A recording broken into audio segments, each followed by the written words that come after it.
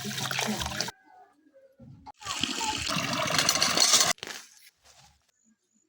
็บผักแตงเนาะ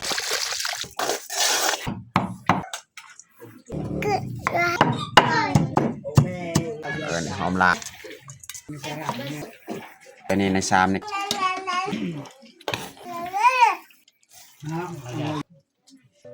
อย่าลืมกดไลค์กดแชร์และกดติดตามเด้อพี่น้อง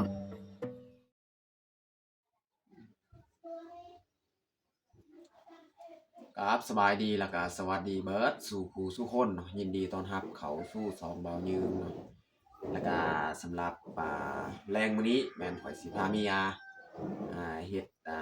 กับข้าวกับน้ำนี่แหละหรือว่าเฮ็ดกินเฮ็ดอยากตอนแรงเนาะแล้วก็เมนูตอนแรงมื้อนี้แม่นข่อยมีฮอกพี่น้องนี่ฮอก2ตัวก็ฮอกแห้งเพราะว่ามีพี่น้องเฮานี่เขาไปนอนป่าเนาะไปหายิ่งเขามีกระหอก2ตัวนี่กระหอกแห้งเขาตากแห้งอยู่ป่าแหละเอามาแบ่งเฮาแล้วก็เมนูนี้แม่นเบายืงสิมาเฮ็ดลาบว่าสิเฮ็ดได้หรือบ่เนาะคือเบายืงสิต้มให้มันเปื่อยๆเนาะจึงเอามาเฮ็ดลาบเพราะว่ามันแห้งเฮ็ดลาบนะแล้วก็เบายืงต้มก่อนกระหอกอันนี้เนาะหลังจากต้มแล้วจักหน่อยเมียจึงหุงข้าวเนาะแล้วก็หุงข้าวแล้วจึงมาผักบัดเฮาต้มเปื่อยเนาะต้มใบก่อนเนาะพี่น้องเนาะมีแต่ทุกคนติดตามเบิ่งติดตามชมสำหรับแรงมื้อนี้เนาะสิพาเมียเฮ็ดกับข้าวกับน้ำเนาะแต่ทุกคนติดตามเบิ่งตามชมแบบยาวๆเลย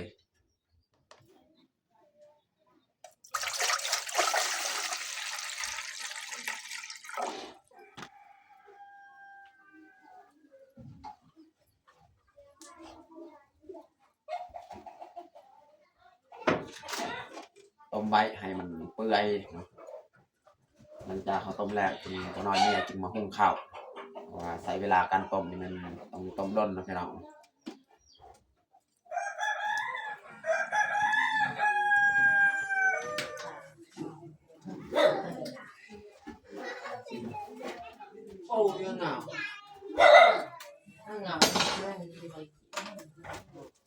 จะตักออกใส่ถ้วยให้มันเย็นเพราะว่าหม้ออันนี้เมียว่าสิหุงข้าว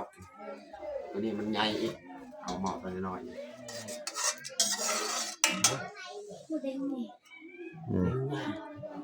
เปื่อยพอดีแล้วพอดีเขาพักหน่อยปลาไว้ให้มันเย็นก่อน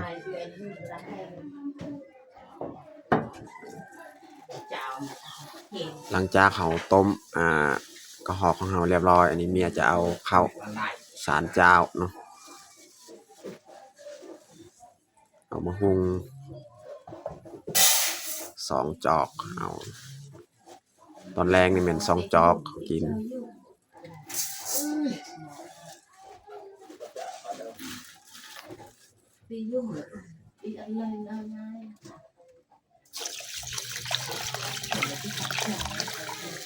ข้าวอันนี้งาม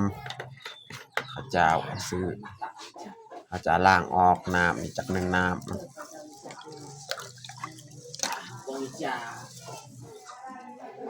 นี่ก็ล้างเรียบร้อยอันนี้เขาจะใส่น้ำใหม่เขาใส่ต้องประมาณเอาว่าข้าวหลายสำใดน้ำหลายสำใดใส่ก็นั่งนี่เลยจ้า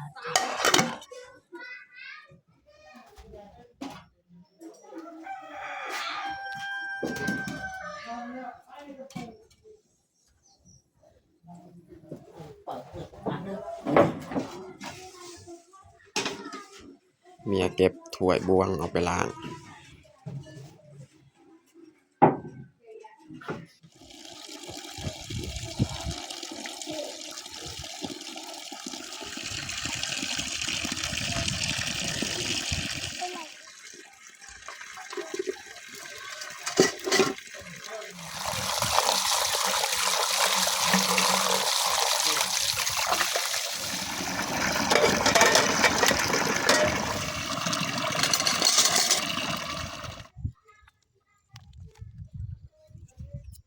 อันนี้เขาสิเข้าสวนพี่น้องเนาะเข้าสวนหลังบ้านเก็บ พักพี่น้องพักกะบัดละบ่ได้ปลูกใหม่นี่จนมันดอกเลยประกาศนี่เก็บผักสลัดพี่น้องเนาะนี่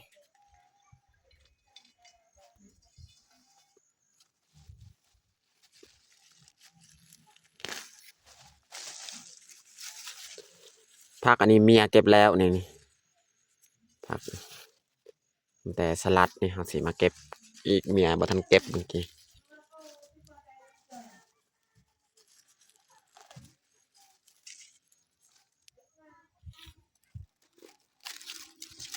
เก็บผักแตงพี่น้อง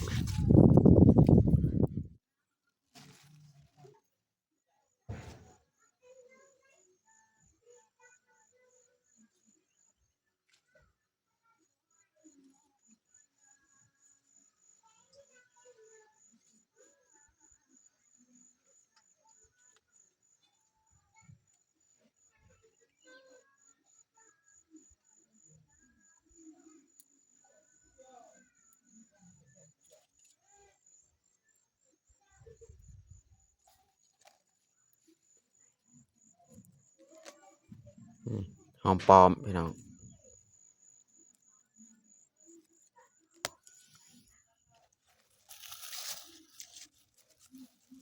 อันนี้เป็นหอมเปรย์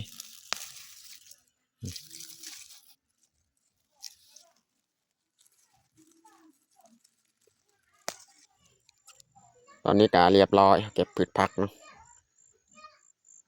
แต่เอาไปล้างเลย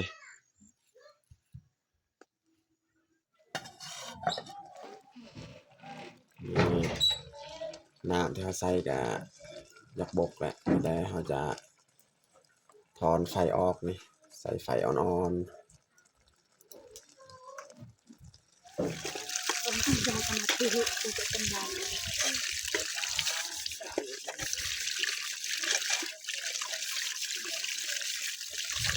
Nak bakar tu. ๆ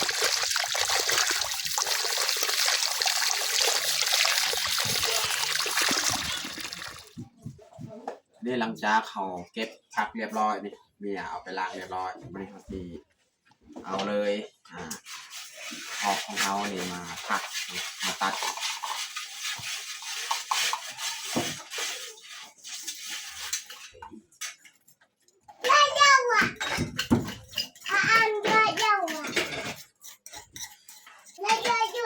หล่ออยู่ในนี้ก็เป็น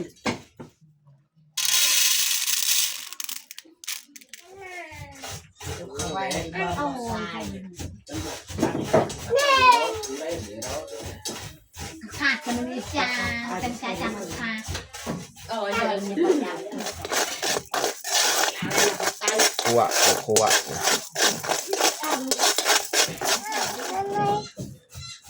อันนี้เขาจะแกะเนื้อมันออกพี่น้องเนาะแล้วจึงมาซอยเนื้อแบบนี้เนาะแกะออกนี่กระดูกมันก็จะออกแบบนี้แหละแกะกระดูกออกก่อนอาการแต่กระดูกอาการ นี่เนื้อสดๆเลยนี่ หลักนั่นเองกันนะก็หลักแต่ละอยากอยากใส่ก็ยังลงไปเลยอยากกินละนี่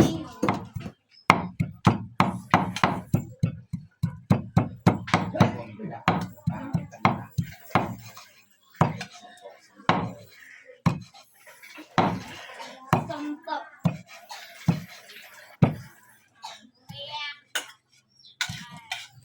มันก็สติมาไว้ในปากเลยเนาะ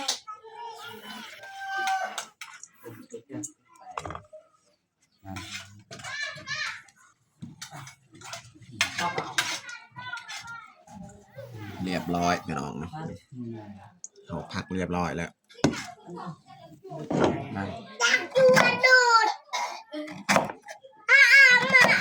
เอาดาบกระโดดกูตกใจนะซอยหอมบัวหอมเปรย์ อย่าหัก ซอยห แม่ อม เอา ห เดี๋ย อ ว ม นี่เอาเดี๋ยวเฮ้ย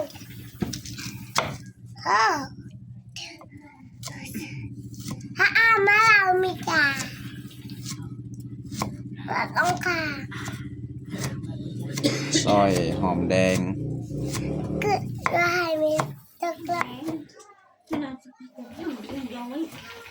thăm dòng rồi thăm dòng rồi เอาอันนี้เนาะ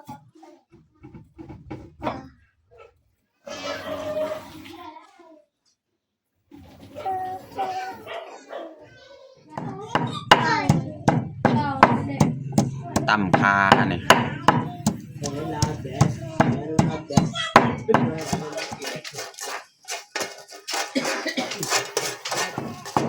đẹp yang rem nha mấy cả dân ตอนนี้ก็เรียบร้อยเฮาเตรียมเครื่องปรุงของเฮานี่เครื่องหอมมีหยังครบทุกอย่างบัดนี้เฮาจะเริ่มปรุงเลยพี่น้องเนาะ người chồng đi cả đẹp ใส่พริกนี่พริกพงนะได้แล้วครับข้าวคั่วใส่เบิดเลยคา dân tạm ได้แล้วสำคัญใส่เกลือปรุงนัวส่วนเครื่องหอมเนี่ยมันน้ำลัง kia mệt tàu à ใส่เกลือ ใส่ผงนัวอีกผงนัวแล้วบ่ยังใส่ผงนัว anh mà đi พริกดิบนี่พี่น้องน้อยหนึงนี่พริกดิบใส่พริกดิบน้อยหนึงพี่น้องเอาผสมเลยบัดนี้จักหน่อยจึงใส่เครื่องหอมจักหน่อยใส่น้ำลัง anh không nói như vậy sao là mùi tạp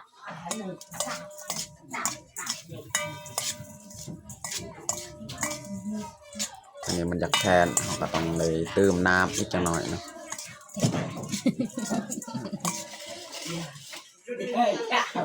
ใส่น้ำในน้ำที่เขาต้มนี่แหละเพราะว่ามันอยากแทนต้องเติมน้ำใส่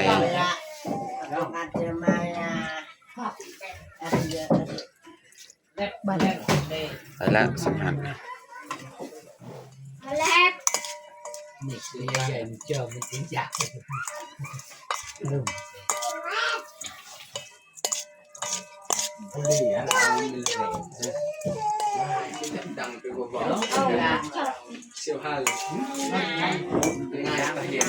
สำคัญก็น่าจะเข้ากันลองซิมเบิ่งจังไดรสชาติพอดีบ่เกลือเป็นนัวนี่พอดีแล้วเกลือเป็นนัวไม่แต่เฮาสิใส่เครื่องหอมเลยเนาะเอาลงเครื่องหอมทุกอย่างเลยนะพี่น้องเนาะหอมแดงแล้วก็หอมเปรย์หอมบัวหอมปลอมแล้วก็หอมลาบหอมลาบเรียบร้อยอันเห็ดลาบพี่น้องเนาะ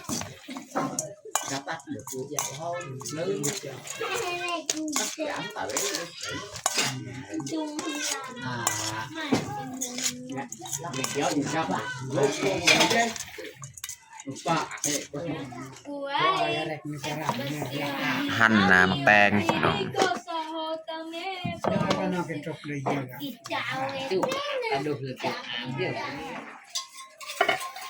อันนี้เขาจะตักเข้าใส่ถ้วยเลย nó coi là cả Hãy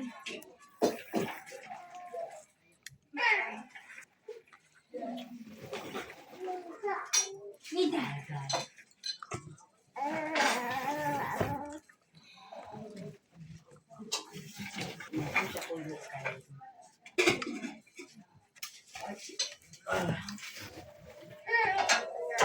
để không bỏ lỡ เทใส่ถ้วยเลยเนาะลาบของเราหรือว่าก้อย จะนอนนะตะวันนะตะวันมาดู ก้อยก็ฮอกพี่น้องเนาะหอม อันนั้นไม่เลย นี่เต็มถ้วยแต่ว่าใน ตะวัน ถ้วยนี่ในชามนี่ก็ยังอยู่นี่ได้และสำคัญ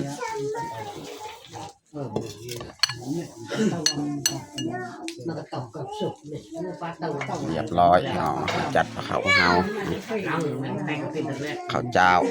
สดๆร้อนๆเลยผักแต่หอมแก้มก็มีมักแตง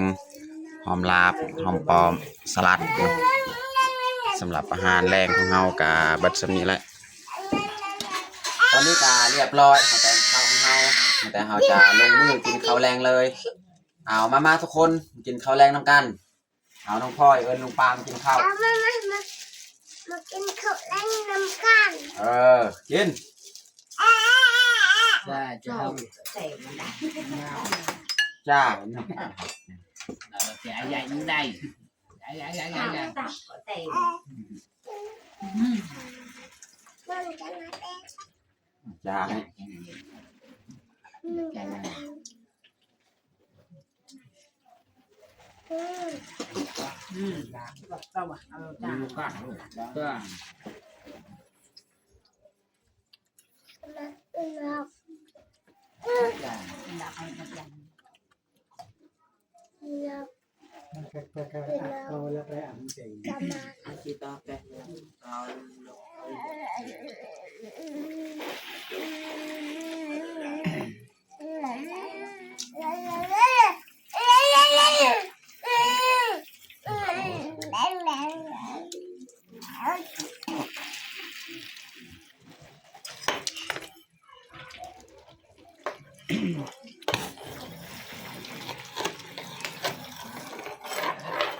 คนเก่งđây là mình chơi cái gì à cái น้องพลอยแก้ม dạ nhà này em nhầm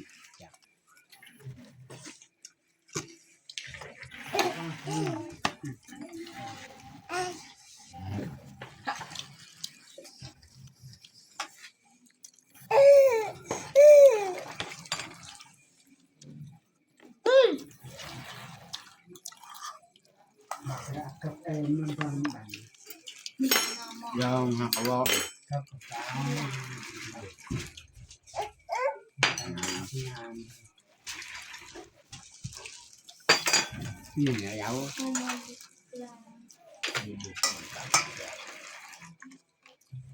เ